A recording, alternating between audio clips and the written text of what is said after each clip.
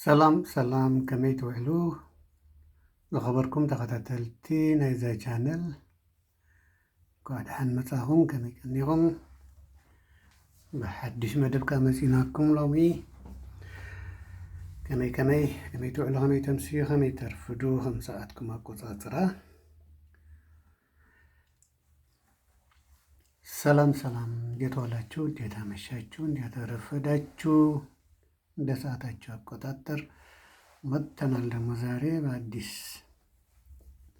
አርዕስት እና ክትኣቱ ከለኹም ላይክ፣ ሼር፣ ሰብስክራይብ፣ ኮሜንት ማድረግ ምግባር አይትረስዑ። ስትገቡ ላይክ፣ ሼር፣ ኮሜንት፣ አዲሶቹ ደግሞ ሰብስክራይብ ማድረግ አትርሱ። ቤተሰብ አድርጉን። ሓደስቲ ተኾንኩም ቤተሰብኩም ግበሩና፣ ሰብስክራይብ ግበሩ። በቀጥታ ናብታ ሄሎም መዓልቲ ትምህርቲ በቀጥታ ወደ ዛሬ ትምህርታችን እንገባለን።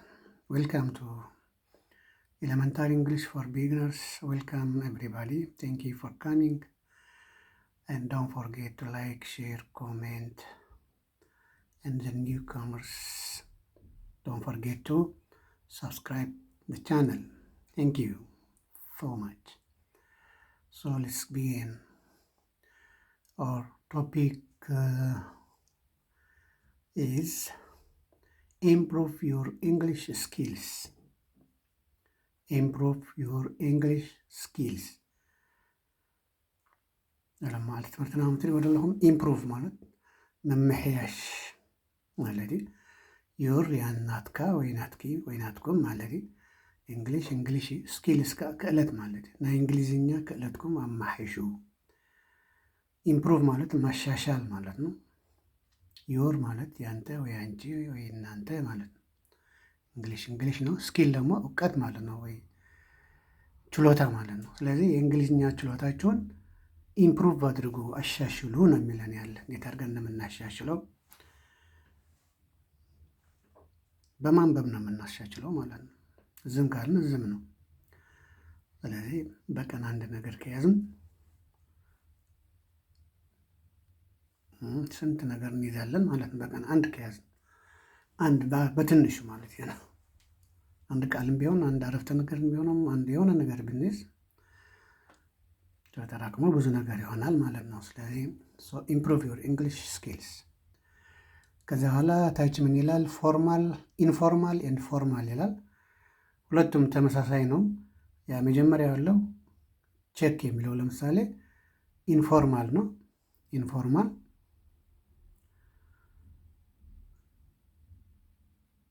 ቬሪፋይ የሚለው ደግሞ ፎርማል፣ የተለመደና ያልተለመደ ለማለት ነው። ኢንፎርማል፣ ፎርማል፣ ደንበኛና ደንበኛ ያልሆነ፣ ልሙድን እንደ ልሙድን፣ ሕጋውን እንደ ሕጋውን እንጂ ብዙሕ ጊዜ ቼክ ንብሊና።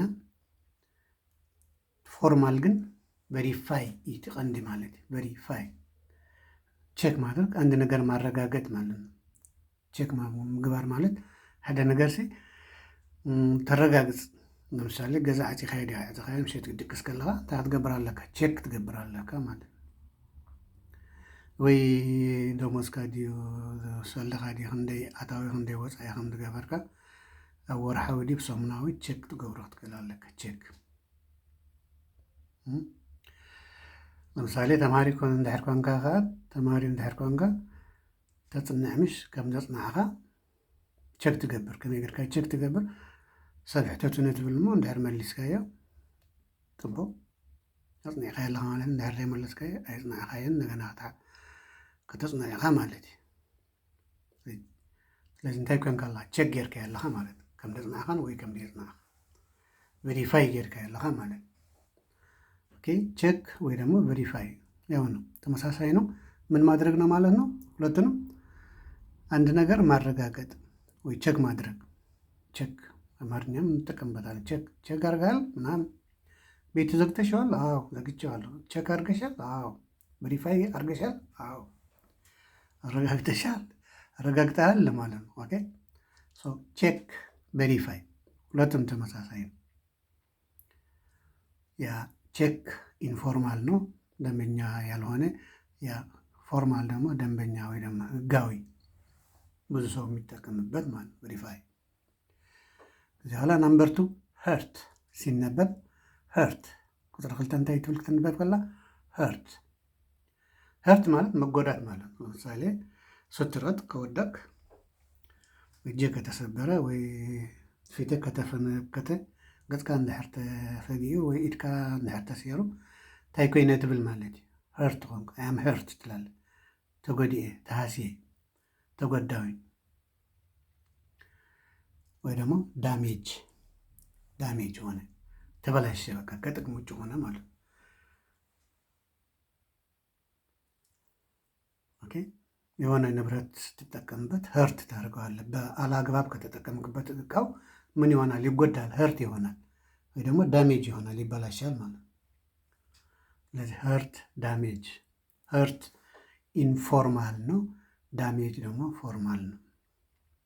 አሁን ፎርማል እሱ ብዙ አስፈላጊ አይደለም። ማወቅ ያለብን ሄርት ምንድን ነው፣ ዳሜጅ ምንድን ነው? ሁለቱም መጎዳት ማለት ነው። አንድ ነገር ከተጎዳ፣ አንድ ነገር ከተበላሸ ዳሜጅ ሆነ እንላለን። ለምሳሌ ወንበር ከሆነ ወይ የሆነ እቃ ሲበላሽ ወይ ከአካላታችን አንድ ነገር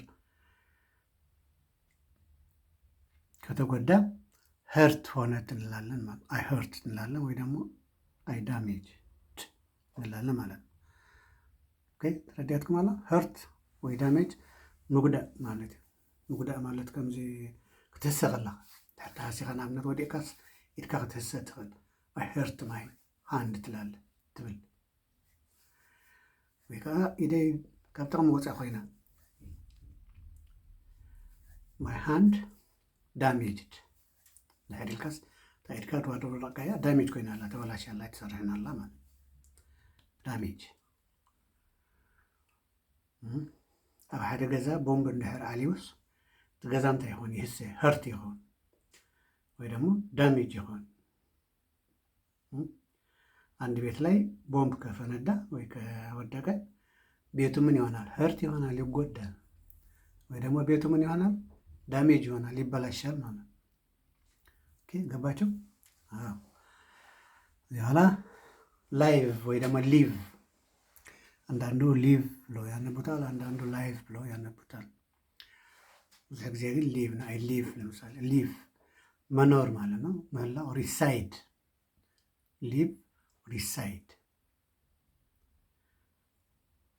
በህይወት ምህላው ማለት ላይፍ ወይ ደግሞ መንባር። አይ ሊቭ ኢን ኢትዮጵያ፣ አይ ሊቭ ኢን ኤሪትሪያ፣ አይ ሊቭ ኢን ኬንያ። ሊቭ ሪሳይድ ሁለቱም ተመሳሳይ ነው ማለት ነው። ሊቭ ኢንፎርማል ነው። ብዙ ጊዜ ግን ፎርማል የምንጠቀምበት ሪሳይድ ነው ማለት ነው። ሪሳይድ። ኦኬ ወደ አራተኛ ስንሄድ አራተኛ ይታያቸዋል። ኢንድ ይላል። ኢንድ ፊኒሽ ደግሞ ይላል የሱ ፎርማል። ኢንድ ፊኒሽ ሁለቱም ምንድን ነው?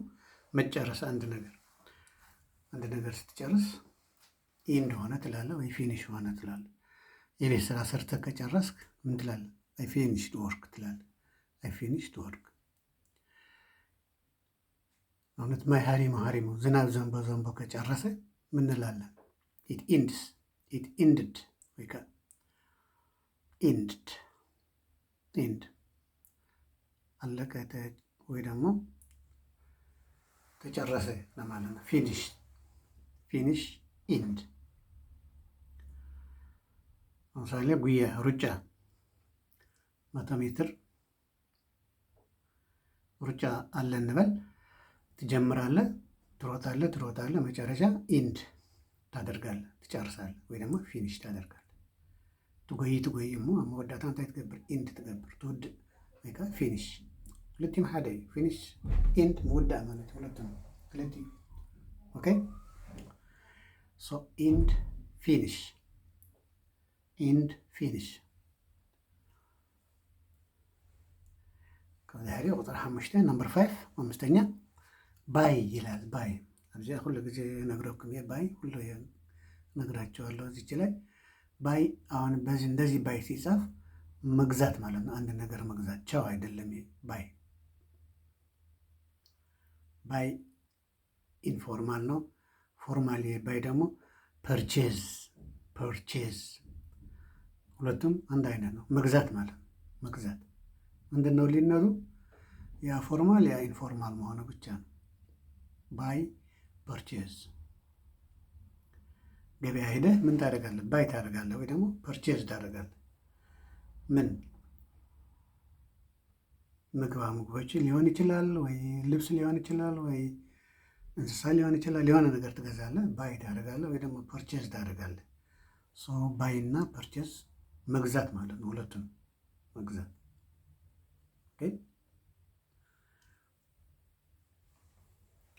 አጠቃቀሙ ላይ ነው የሚለያየኝ። ሁሉም ይሄ ተመሳሳይ ነው። አንደኛና ከሱ ቀጥሎ ያለው አንደኛና ከሱ ቀጥሎ ያለው አንደኛና ሁለተኛና እንደ ስንል ተመሳሳይ ነው። ኤንድ ፊኒሽ ብለናል። ባይ ፐርቼዝ ሁለቱም መግዛት ማለት ነው። ከዚህ በኋላ ናምበር 6 ቴል መንገር። ለምሳሌ ነገ ፈተና አላችሁ ብሎ አስተማሪ ለተማሪዎች ከነገራቸው ምን አደረገ? ቴል አደረገ፣ ነገራቸው። ቴል ወይ ደግሞ ፎርማል የሱ ደግሞ ምን ይሆናል? ኢንፎርም አደረጋቸው። ኢንፎርም ፈተና ነገ እንዳላቸው ከየት ገጽ ከየት ቻፕተር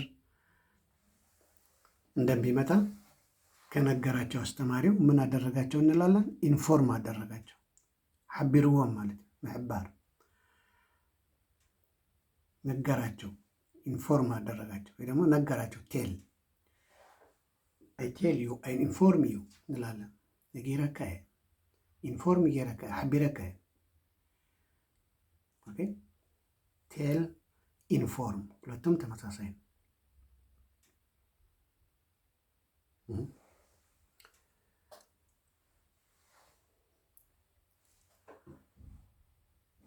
ለምሳሌ አንድ ቦታ መንገድ ከጠፋ ሆስፒታል ሊሆን ይችላል፣ ትምህርት ቤት ሊሆን ይችላል።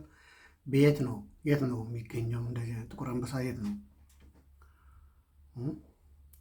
ብሎ ከተጠየቅ ወይ ከዓ ፓራዲዞ በይ እንድሕር ኢልካ ሓደ ሰብ በዚህ ጌድካ በቲ ጌድካ ብየማን ብፀጋም ገሊልካ ትሕብሮ በዚህ ሄድና በዚህ በኋላ እንደዚህ ታገኛለህ። ከዚያ በኋላ እንደዚህ ካገኘ በኋላ ወደ ግራ ወይ ወደ ቀኝ ትታጠፋለህ፣ ፊት ለፊቱ ታገኘዋለህ ትምህርት ቤቱ ወይ ሆስፒታሉ ብለህ ስትነግረው ምን አደረግከው? ቴል አደረግከው ወይ ደግሞ ኢንፎርም አደረግከው። 6 ቁጥር ያለ ነው።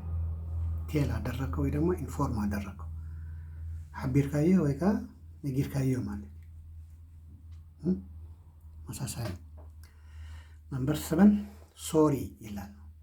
ድሕር ገለ ጌጋ ፈፂምካ አንድ ስህተት ካደረግ ምን ትላለህ?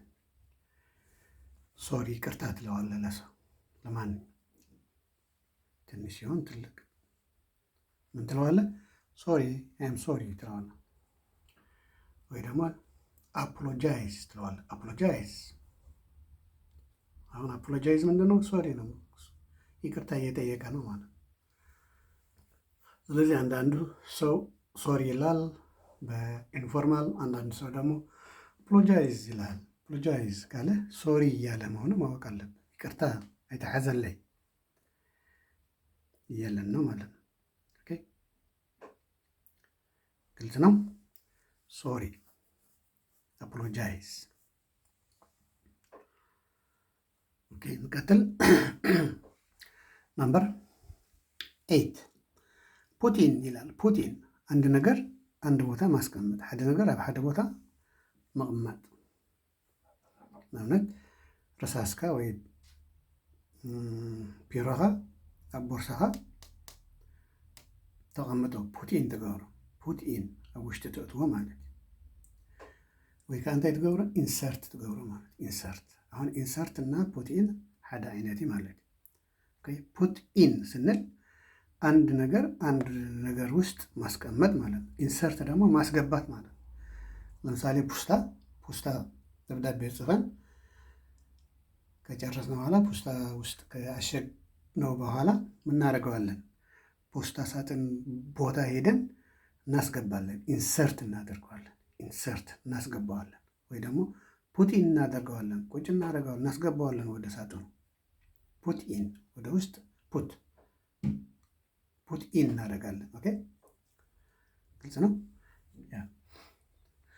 ፑቲን ኢንሰርት ወይ ደብዳቤ ይዘህ ሄደህ ፖስታ ቤት ሄደህ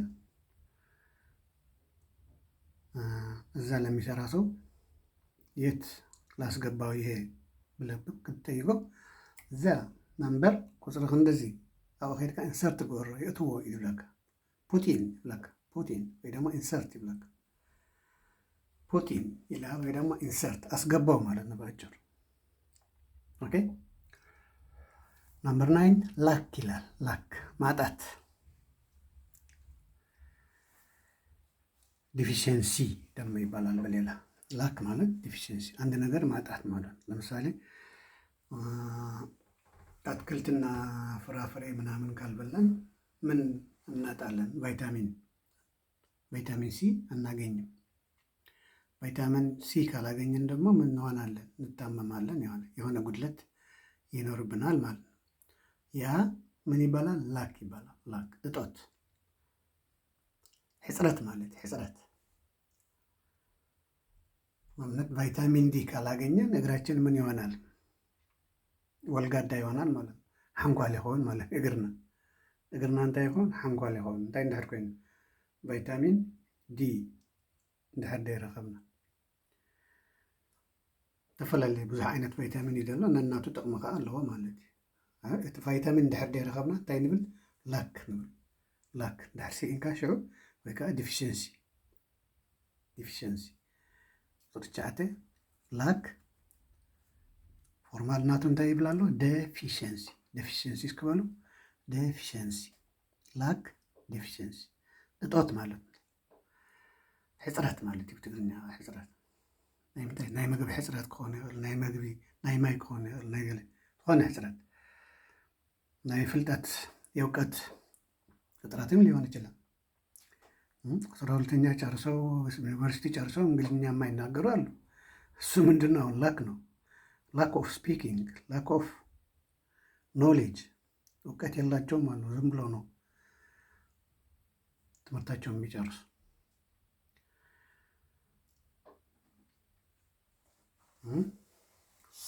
ላክ ሕፅረት ማለት ወይ በአማርኛ ደግሞ እጥረት ማለት ነው። እሱ 10ኛ እና የመጨረሻው ኦልሶ ይላል። ኦልሶ ሞር ኦቨር በተጨማሪ ማለት ነው። ሁለቱ ኦልሶ